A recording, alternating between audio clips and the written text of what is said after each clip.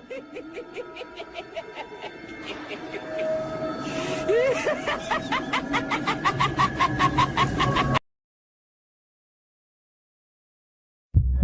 तक आपने देखा कि कैसे गांव की एक लड़की के साथ अजीबोगरीब हरकतें होती हैं, उसे डरावनी आंखें दिखती हैं।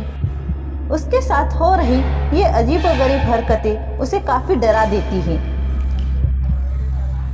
जब जमीन पर गिरने के बाद वह होश में आती है तो वह भागते हुए गांव के कुछ लोगों के पास जाती है और उन्हें बताती है कि कैसे एक चुड़ैल उसे परेशान कर रही है। पर गांव के वह लोग मानने को तैयार न थे और उधर आदि की मौत हो जाती है। आदि की मौत एक राज बने हुए थी। आगे जानते हैं कि आखिर यह गांव चुड़ैल की चपेट में कैसे आया।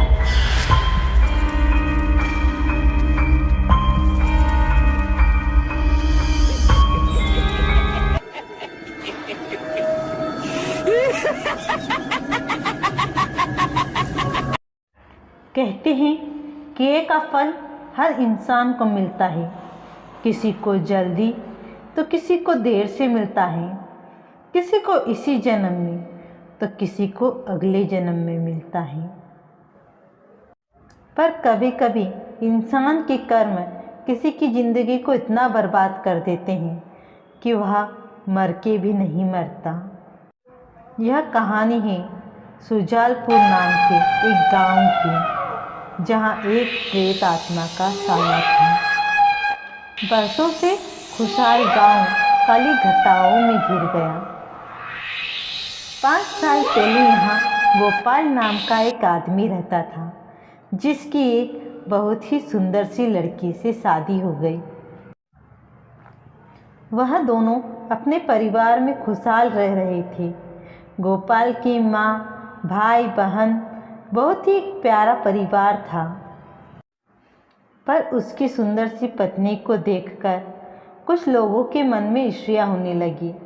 पुरुष ही नहीं बल्कि महिलाएं भी गोपाल की इतनी सुंदर पत्नी देखकर जलती थी।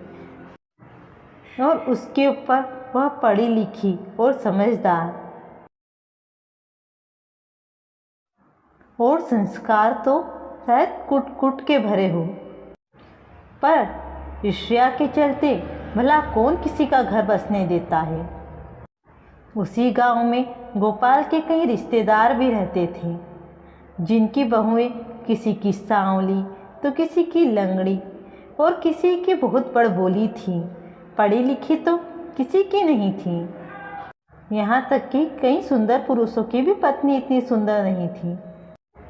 उन्हें उनका खुशहाल परिवार रास न आया और उन्होंने धीरे धीरे एक दूसरे का कान भरना शुरू किया। पुरुष गोपाल को भड़काते तो महिलाएं कभी गोपाल की माँ को। ऐसा ना हो शांति बहन, कल को तुम्हारी बहू किसी और के साथ भाग जाए और तुम हाथ मलते रह जाओ। आपको नहीं लग रहा आप बहुत सर पे चढ़ा रही हो? मैं अच्छे से जानती हूँ इन शहरों की लड़कियों को। इनके तो कई आशिक रहते हैं। और कहाँ हमारा सांवला सा गोपाल और कहाँ वह शहर की पढ़ी लिखी सुंदर सी लड़की। आपको नहीं लगता कहीं ना कहीं उसमें कई अवगुण होंगे? तभी तो उसके बाप ने उसे यहाँ ब्याह दिया। मुझे भी कभी कभी ऐसा ही लगता है, वरना कौन इतनी सुंदर सी लड़की को मेरे सांवले से गोपाल को देता। हाँ शांति बहन, दोनों की जोड़ी तो जैसे ऊंट बैल की जोड़ी है। पर दिव्या जो कि गोपाल की पत्नी थी, उसके मन में ऐसा कोई मेल नहीं था। उसे शुरू शुरू में इस बात से थोड़ी सी खटास जरूर थी कि गोपाल सांवला है, पर उसने उस रिश्ते को दिल से अपनाया। पर उसकी किस्मत को तो कुछ और ही मंजूर था।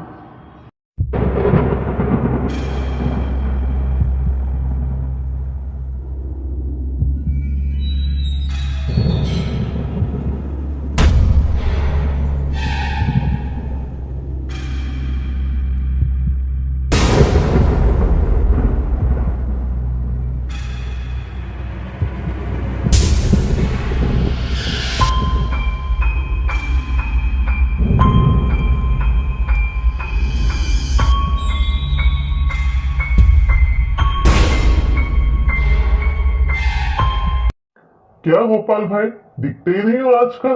क्या सुंदर सी पत्नी मिल गई तो उसके आगे पीछे दौड़ा करते हो? नहीं भाई, ऐसी कोई बात नहीं है। वह तो खेतों में बहुत काम रहता है, इसलिए मुझे फुर्सत ही नहीं मिलती। अरे खेती तो बहाना है, आजकल तो जोरू के गुलाम बने फिर रहे हो। भाभी का पल्लू ही नहीं छूटता होगा, यही डर लगा रहता होगा कहीं वह किसी के साथ भाग ना जाए। कहाँ तुम, कहाँ वो। एक बात ध्यान से सुन लो, बीवी को थोड़ा धाक में रखना, कहीं वह किसी के साथ भाग न जाए। अरे ऐसी कोई बात नहीं है भाई, खामखा की बात नहीं है भाई, यह दुनियादारी का अनुभव बोल रहा है। संभल के रहना, कहीं उसके आजू बाजू घूमने में सब कुछ न लूट जाए। बस ऐसे ही कुछ लोगों के पीछे घर में मनमुटाव होने लगे। दिव्या के सास भी अब उसके साथ अच्छी न रहती। दिव्या के सपनों का घरौंदा जैसे चूर चूर हो गया। तो वहीं गोपाल भी छोटी छोटी बातों पर दिव्या पर चिल्लाता। फिर भी दिव्या घर को जोड़े रखी हुई थी।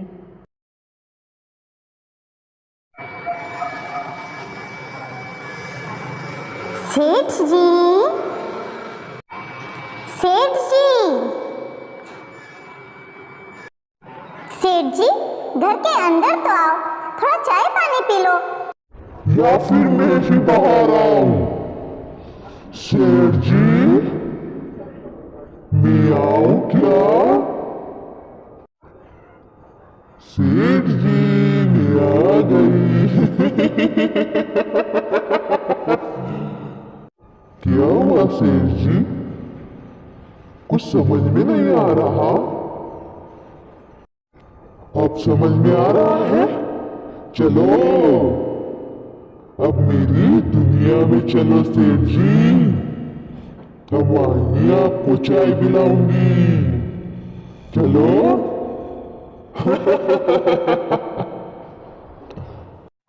क्यों चुड़ैल गांव के सेठ को मार डालती है?